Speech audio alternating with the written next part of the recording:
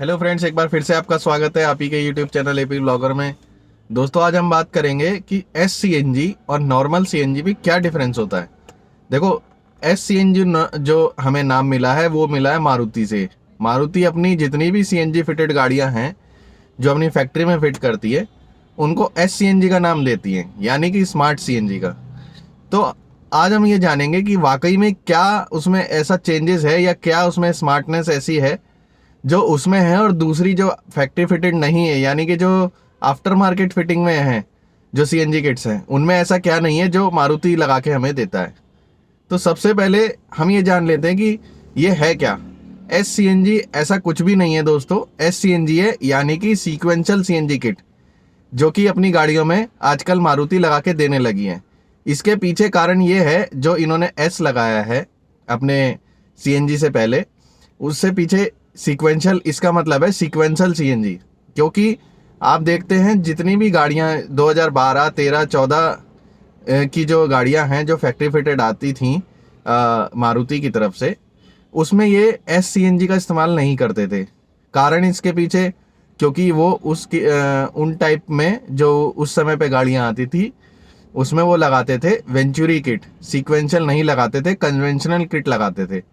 Conventional kit में किसी भी तरह का कोई एक्स्ट्रा, मतलब जो आज की किट में ईसीयू होता है उसमें नहीं होता था। वो थ्रॉटल बेस होती थी, जितना आपने थ्रॉटल दिया उतना सीएनजी आपके इंजन में वो पंप कर देती थी। तो इसका ये एक मिथ है जो मैं बताना चाहूँगा कि ये सीएनजी ऐसी है जो सबसे ज़्यादा बेस्ट है, पिकअप भी उतना ही देती है, आपको फील नहीं आएगा। तो दोस्तों मैं बता दूं, जो मार्केट में सीक्वेंशियल किट आ रही हैं, अगर आप उनके साथ एडवांसर इंस्टॉल कर लेते हो और उसकी ट्यूनिंग अगर अच्छे से हुई हो, इंस्टॉल आपने उसको ऑथोराइज सर्विस सेंटर से, यानी कि कहें कि रेट्रो फिटमेंट जो कि गवर्नमेंट ऑथोराइज है, अगर वहाँ से आप फिट कराते हो तो यकीन मानिएगा दोस्तों, बिल्कुल आपको फील नहीं होगा कि गाड़ी पेट्रोल पे चल रही है या सीएनजी पे चल रही है। 19 या 20%, मतलब 19-20 का ही आपको फर्क आएगा, जो आपको पता चलेगा हल्का सा, जो कि सीएनजी पे आता भी है। उसके पीछे क्या कारण है? उसके पीछे कारण दोस्तों ये है कि सीएनजी जो है हाई टेम्परेचर पे बर्न होती है और पेट्रोल कम टेम्परेचर पे भी बर्न हो जाता है। तो सीएनजी को बर्न करने के लिए स्पार्क्स ज़्यादा दिए जाते हैं, यानी कि हमारे जो स्पार्क प्लग है वो ज़्यादा स्पार्क पैदा करता है, इसी वजह से सीएनजी जल पाती है। अब एडवांसर क्या काम करता है? एडवांसर का काम है कि जो आपके स्पार्क प्लग के जो स्पार्क होते हैं, यानी इग्निशन को एक्स्ट्रा कर देता है, बढ़ा देता है। क्योंकि सीएनजी पहले ही से एक तो इतनी ज़्यादा ठंडी होती है, ऊपर से वो जलने में भी बहुत ज़्यादा टेम्परेचर की ज़रूरत उसको पड़ती है। तो ऐसे में क्या करता है एडवांसर कि आपके स्पार्क प्लग के स्पार्क्स बढ़ा देता है, यानी कि स्पार्क की जो ड्यूरेशन होती है, या यूं कहे स्पार्क का जो एक टाइमिंग इंटरवल होता है उसको बढ़ा देता है। उससे क्या होता है कि सीएनजी जल्दी बर्न होना शुरू हो जाती है और आपकी गाड़ी में पिकअप और माइलेज आ जाता है।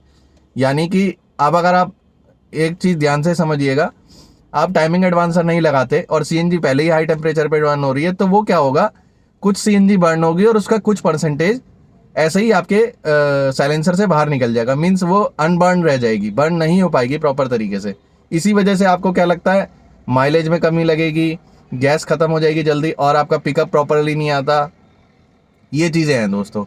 तो अगर आप बाहर की सीएनजी किट में एडवांसर लगाते हैं, एडवांसर लगाने के बाद आपको वही सीएनजी माइलेज भी देगी, उतना ही पिकअप भी आ जाएगा जो फैक्ट्री फिटेड में आता है, और परफॉर्मेंस भी एकदम ज़बरदस्त आएगी दोस्तों। तो एस सी एन जी की हम बात कर रहे थे, इसमें क्या है, इन्होंने सीक्वेंशियल किट लगानी शुरू करी है। जैसा कि आपको अगर ना पता हो तो दोस्तों मैं बता दूं कि जो मारुति है वो बीआरसी से रिड्यूसर भी अपने डिज़ाइन कराती है, और उनका जो आपका ईसीयू जो होता है, मारुति जो ईसीयू लगाती है गाड़ी में, वो एईबी से डिज़ाइन करवाती है। यानी कि ये सब चीज़ें बाहर से आउटसोर्स ही करती है मारुति, कुछ भी अपने इन हाउस नहीं बनता। यानी कि फैक्ट्री में सीएनजी का कोई भी पार्ट मारुति नहीं बनाती अपनी फैक्ट्री में, सब कुछ बाहर से इंपोर्ट करती है।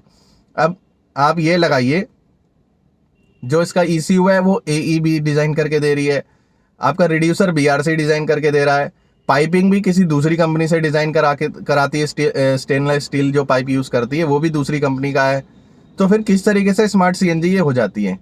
हाँ, एक ये चीज़ मैं मान सकता हूँ कि इनकी जो फिटमेंट है, इनका जो फिटमेंट होता है बहुत ही ज़बरदस्त होता है, क्योंकि ये फैक्ट्री में फिट होती है और सभी टेस्ट, सभी नॉर्म्स को पूरा करती हैं। इसीलिए इनकी जो फिटमेंट है बहुत ज़बरदस्त होगा। इसमें गाड़ी का मतलब, एक आगे से अगर आप बोनट खोलते हैं तो आपको कुछ भी ऐसा नहीं फील होगा कि ये गाड़ी में इधर उधर तार बिखरे हुए हैं या फिटमेंट अच्छा नहीं है या फिर कुछ गलत तरीके से इंस्टॉल किया गया है। और यही रीज़न है कि मारुति जो है अपना जो सीएनजी फिलिंग वाल्व है वो पीछे देती है पेट्रोल के पास ही, क्योंकि उसके पास अप्रूवल होते हैं, उसके पास लाइसेंस होता है वहाँ पर उसको स्विच को देने का। जो लोग बाहर से अगर स्विच वहाँ पे लगवाने की कोशिश करते हैं या लगवाते हैं, जो पेट्रोल के पास स्विच लगाते हैं, वो बिल्कुल भी अप्रूव नहीं है दोस्तों। गवर्नमेंट की तरफ से बिल्कुल उसको ऑथराइजेशन नहीं मिली हुई है। अगर किसी आपके सीएनजी अगर आप पास कराने जाते हैं और आपने पीछे भी स्विच लगवाया हुआ है, बहुत से लोग क्या करते हैं पीछे भी लगवा लेते हैं, आपके आगे बोनट में भी लगवा लेते हैं। आगे इसलिए लगवा लेते हैं ताकि अप्रूवल मिल जाए, गाड़ी को आरसी को पे चढ़ जाए सीएनजी एंडोर्स कराने के लिए, और पीछे इसलिए लगा लेते हैं ताकि कन्वीनियंट रहे, आपको बोनेट ना खोलना पड़े। पर इस केस में क्या होता है दोस्तों, जब आपकी गाड़ी जाती है सीएनजी ऑन एंडोर्स कराने के लिए, अगर आप जाओगे जब, तो वो हो सकता है कि आपकी पेट्रोल की जो लीड है वो भी खोल करके देख ले। तो उसमें क्या होगा, आपकी गाड़ी वो फेल कर देगा, रिजेक्ट कर देगा और बोलेगा ये एज पर गवर्नमेंट नॉर्म्स नहीं, गलत है, मतलब नहीं, सही नहीं है। तो इसीलिए दोस्तों पीछे बिल्कुल भी ना लगवाएं। उसका दूसरा एक बैड रीज़न ये भी है, एक सबसे बड़ा रीज़न जो मैं बताऊं, कि अगर आप पीछे सीएनजी फिलिंग वाल्व को लगवाते हैं तो उसके लिए क्या होगा, आपको अपनी बॉडी में, मतलब आपकी कार की बॉडी में छेद करना पड़ेगा। जो वो छेद करेगा वहाँ से उसका पेंट हट जाएगा, पेंट हट जाएगा तो वो जैसे उसको लगा तो देगा दोस्तों, बट क्या होता है आप भी जानते हैं कि सीएनजी काफ़ी ठंडी होती है और उसके ऊपर थोड़ा सा मॉइस्चर रहता है परमानेंटली। जो वाल्व होगा, सीएनजी फिलिंग वाल्व होगा, उसमें हल्का हल्का मॉइस्चर रहेगा, और वो मॉइस्चर क्या होगा कि आपकी जो गाड़ी की चद्दर है उसको धीरे धीरे गलाना शुरू कर देगा, यानी बॉडी को धीरे धीरे वहाँ से जंग लगना शुरू हो जाएगा। क्योंकि आप पेंट वगैरह तो वहाँ से कुछ होगा नहीं, पेंट नहीं होगा, उसको ऐसे ही हथौड़ा मार करके उसको छेद किया जाएगा वहाँ पे, तो उस कंडीशन में वो वहाँ से ख़राब होने लगती है, बॉडी गलने लगती है। तो इसीलिए दोस्तों ना तो अप्रूवल मिलता है, आपकी बॉडी भी कार की ख़राब होती रहती है, इसलिए वहाँ ना लगवाएं। तो मैं यही कहूँगा, सजेस्ट आपको यही करना चाहूँगा कि वहाँ पे ना लगवाएं। दूसरा, मारुति एससीएनजी जो कहती है उसमें कहती है कि भाई हमने पिस्टन्स अपने, यानी रिंग और पिस्टन्स उस तरीके से ट्यून किए हुए हैं, या उसकी ट्यूनिंग भी डिफरेंट है नॉर्मल कार के मुकाबले, इसीलिए हम इसको एससीएनजी कहते हैं। ऐसा कुछ भी नहीं है दोस्तों, कोई भी रिंग पिस्टन से कभी भी कोई ट्यूनिंग नहीं की जाती है। क्योंकि अगर आप सीएनजी के प्लांट, इसके मारुति के मानेसर अगर प्लांट में आप विजिट करेंगे तो आप वहाँ देखेंगे कि दोनों गाड़ियाँ सेम प्लेटफॉर्म पे बनती हैं और सेम ही हर चीज़ उसमें लगी होती है, चाहे वो इंजन हो और चाहे दूसरी एक्सेसरीज हो। जब वो सेम प्लेटफॉर्म पे बन रही है, same engine quality, same pistons और रिंग इस्तेमाल हो किए जा रहे हैं, तो उसमें कोई भी डिफरेंस नहीं है। सिर्फ क्या होता है, जिस गाड़ियों में सीएनजी लगनी होती है वो फाइनलाइज होने के बाद, जब गाड़ी पूरी आपका ओके हो जाती है, देन फाइनल प्रोसेस जो होता है वो सीएनजी फिटमेंट का होता है, वो सीएनजी फिटमेंट वाले एरिया में चली जाती हैं। बाकी जिनमें सीएनजी फिटिंग नहीं होनी होती, जैसे कि स्विफ्ट है या मारुति की जो वैगनार है, वो वीएक्सआई अगर आप मॉडल लेंगे तो उसमें सीएनजी लगी हुई नहीं आएगी, तो वो बाकी की जितनी गाड़ियाँ वो दूसरे बे से बाहर निकल जाती हैं।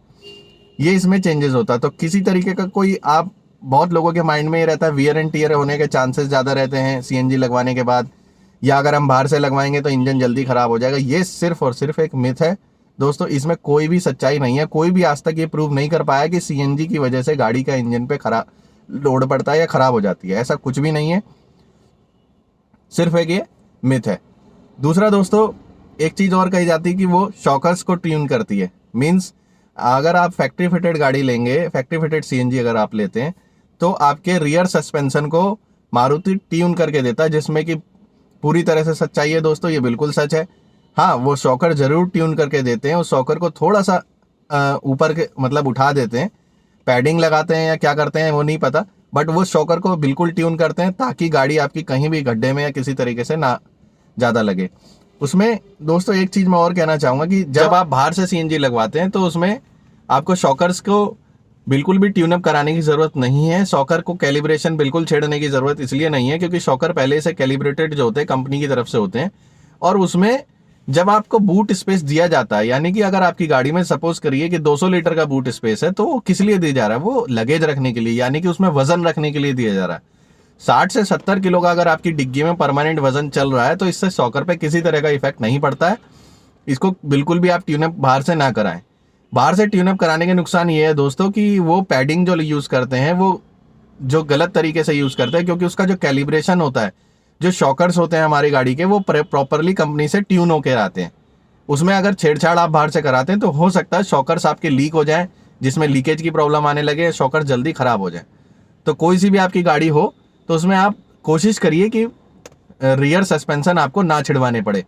हाँ, अगर आपकी गाड़ी बहुत ज़्यादा दब रही है या सेडान कोई कार ऐसी है जिसमें आपने सीएनजी लगवा ली तो वो नीचे लग जाती है, या फिर प्रॉब्लम कोई क्रिएट हो रही है कि आपका व्हील में कोई प्रॉब्लम आ रही है, सस्पेंशन नीचे बहुत ज़्यादा में गाड़ी नीचे लग जाती है, तो आप उस कंडीशन में एज ए इमरजेंसी, यानी कि उसके उस कंडीशन में आपके पास कोई विकल्प नहीं रहता, तो आप उसको रिकैलिब्रेट करवा सकते हैं।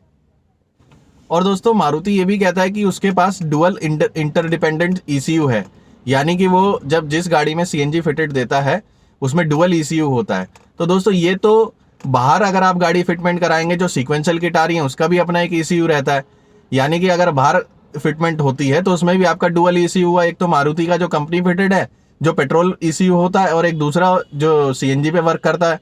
तो इसमें भी कुछ ऐसा नया नहीं है कि आपके पास मारुति के पास कुछ एक्स्ट्रा ऐसा हो कि जिसकी वजह से उनकी गाड़ी एक खास बनती हो। डुअल इंटरडिपेंडेंट ईसीयू लगाना ज़रूरी है, क्योंकि पेट्रोल का जो ईसीयू है वो अलग तरीके से गाड़ी को मॉनिटर करता है, इंजन को मॉनिटर करेगा, और जो आपका सीएनजी का जो ईसीयू है वो अलग तरीके से गाड़ी को ट्रीट करता है। तो दोनों का अलग है। हाँ, अगर मारुति एक ही ईसीयू में दोनों को कॉन्फ़िगर करके देती, सीएनजी और पेट्रोल को, तो हम मान सकते थे कि ये उनकी स्मार्ट सीएनजी है। नहीं तो सीक्वेंशियल सीएनजी है, इसमें बिल्कुल दोस्तों कोई चेंजेस नहीं है, सिर्फ और सिर्फ वो फैक्ट्री में फिटेड होती है और वो बाहर फिटेड होती है जो आफ्टर मार्केट होती है। तो ये तो थे सर कुछ पॉइंट्स ऐसे जिसमें मैंने आपको डिफाइन करके बताया कि सीक्वेंशियल में यानी कि एस सीएनजी में क्या डिफरेंस है और आफ्टर मार्केट में क्या डिफरेंस है। तो फाइनल कंक्लूजन मेरा ये कहता है कि एस सीएनजी में किसी तरह का कोई डिफरेंस नहीं है। वो भी एक सीक्वेंशियल सीएनजी किट है जो कि आउटसोर्स करता है, यानी कि मारुति का जो ओईएम है वो बीआरसी और एईबी है, जिससे अपने रिड्यूसर और अपने ईसीयू डिज़ाइन करवाता है और उसके बाद वो कंपनी में अपने प्लांट में ला करके फिट कर देता है उसको। तो ये था दोस्तों, इसमें आप बिल्कुल भी सोचने वाली बात नहीं कि आप बाहर से भी लगवा सकते हैं। और मैं तो सजेस्ट लोगों को करता हूँ कि आप अगर पॉसिबिलिटी है 60 से 70 हज़ार रुपये खर्च करने की, तो आप 60 से 70 हज़ार रुपये खर्च करिए। अदरवाइज आप बाहर से ही सीएनजी को इंस्टॉल कराइए और उसको एंडोर्स करा लीजिए आरसी में और इंश्योरेंस में। बाहर से आप सीएनजी इंस्टॉल कराते हैं 30 से 35 हज़ार रुपये में, अच्छी से अच्छी किट मार्केट में अवेलेबल हैं जो आपको मिल जाती हैं। तो दोस्तों ये तो था डिफरेंस एस सीएनजी में और नॉर्मल सीएनजी में। ये किस तरीके से एस सीएनजी काम करती है, किस तरीके क्या इसका मैकेनिज्म है, मैंने आपको डिटेल में बताया है इसमें। और कैसा नॉर्मल सीएनजी है, तो यही है कि एस सीएनजी कुछ भी नहीं है। एस सीएनजी सिर्फ एक सीक्वेंशियल सीएनजी किट है, जो कि वो भी मारुति भी आउटसोर्स करता है, या मारुति कहें या दूसरी और कंपनीज हैं जो फैक्ट्री फिटेड कार बनाती हैं, सीएनजी बनाती हैं, वो भी आउटसोर्स करती हैं। वो अपने इन हाउस मैन्युफैक्चरिंग सीएनजी का किसी भी ब्रांड का नहीं है, मीन्स कोई भी कार मेकर कंपनी नहीं बनाती है। तो ये यहीं तक दोस्तों। बाकी आप कमेंट में कोई भी क्वेश्चन हो आपका सीएनजी से रिलेटेड, कार से रिलेटेड कोई भी आपका क्वेश्चन है तो आप पूछ सकते हैं कमेंट बॉक्स में, और मैं कोशिश करूंगा सभी का जवाब देने का। तो तब तक के लिए दोस्तों अपना ख्याल रखें, सुरक्षित रहें, और आप सभी को गुड बाय।